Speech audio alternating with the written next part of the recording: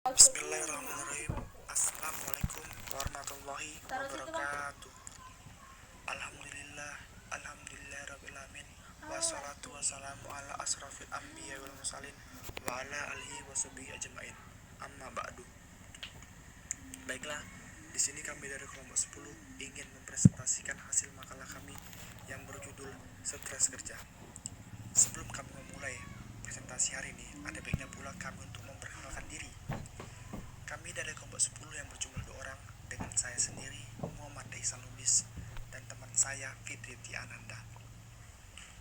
Untuk menghemat waktu, mari saja kita mulai presentasi hari ini. Definisi stres kerja.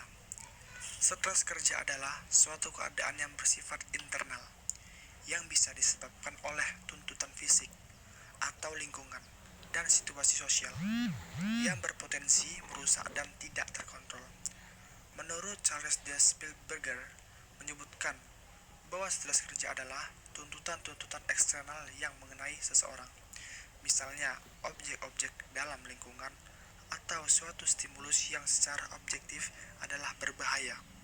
Stres juga bisa diartikan sebagai tekanan, ketegangan, atau gangguan yang tidak menyenangkan yang berasal dari luar diri seseorang. Dan ada dua jenis stres kerja. Yang pertama, eustress, merupakan hasil dari respons terhadap stres yang bersifat sehat, positif, dan konstruktif. Hal tersebut termasuk kesejahteraan individu dan juga organisasi yang diasosiasikan dengan pertumbuhan, fleksibilitas, kemampuan adaptasi, dan tingkat performance yang tinggi. Yang kedua, distress, hasil dari respon terhadap stres yang bersifat tidak sehat, negatif, dan destruktif. Dan ada juga penyebab faktor-faktor stres kerja. Yang pertama, faktor individu. Faktor ini mencakup kehidupan pribadi, bisa dalam faktor persoalan keluarga, masalah ekonomi pribadi, dan karakteristik kepribadian bawaan. Dan stresor tingkat individual ini berkaitan juga secara langsung dengan tugas-tugas kerja seseorang. Yang kedua, faktor kelompok. Stresor tingkat kelompok disebabkan oleh dinamika kelompok dan perilaku manajerial. Selain itu, terdapat kurangnya kebersamaan dalam grup, kurangnya dukungan sosial, serta adanya konflik intra-individu, interpersonal, dan intergrup. Yang ketiga, faktor organisasi. Faktor tingkat ini mendapatkan tekanan dalam keliruan atau menyelesaikan tugas deadline, beban kerja berlebihan, pimpinan yang menuntut lebih, serta rekan kerja yang tidak seimbang. Terdapatnya struktur organisasi yang jelek dan tidak terdapatnya kebijakan khusus. Dan yang terakhir, faktor ekstraorganisasional. Ini merupakan stresor yang disebabkan oleh faktor di luar organisasi. Sebagai contoh, konflik yang berkaitan dengan penyeimbangan kehidupan, karir, dan keluarga seseorang. Status sosial ekonomi juga salah satu konfliknya. Dan selanjutnya, saya persilahkan untuk Fitri Ananda.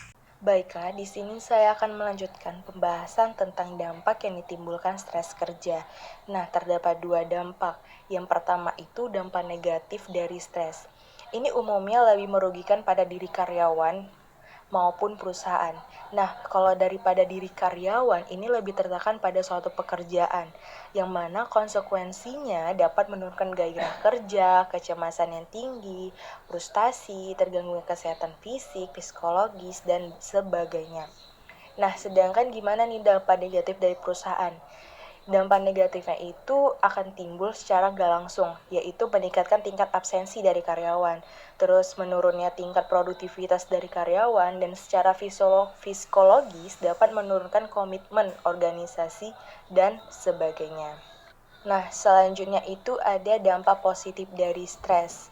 Nah, ini menjadi kekuatan untuk individu atau untuk karyawan, karena kita akan semakin kuat dalam menjalani hidup yang penuh dengan tantangan, maka kita akan semakin jeli untuk melihat tantangan yang akan datang dan sudah mempunyai suatu pengalaman dan bagaimana kita cara mengatasinya.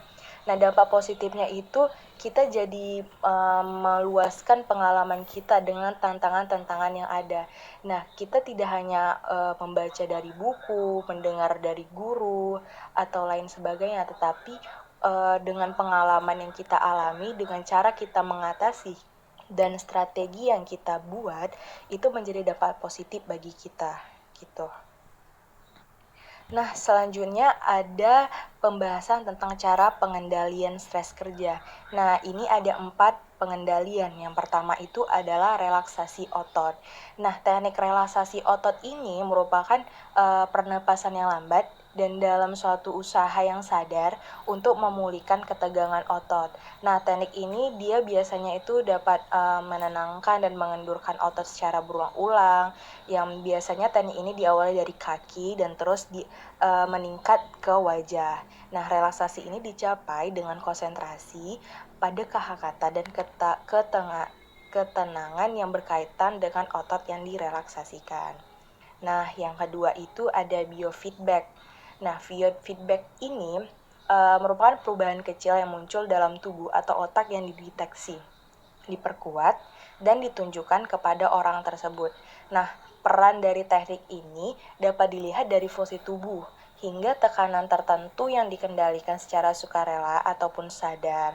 Nah, potensi yang didapatkan adalah kita mampu dapat membantu relaksasi dan mempertahankan fungsi tubuh pada keadaan non-stres gitu. Nah, selanjutnya itu ada meditasi. Nah, meditasi ini lebih mengaktifkan pada respon yang relaksasi yang mengarahkan pada pemikiran yang ulang.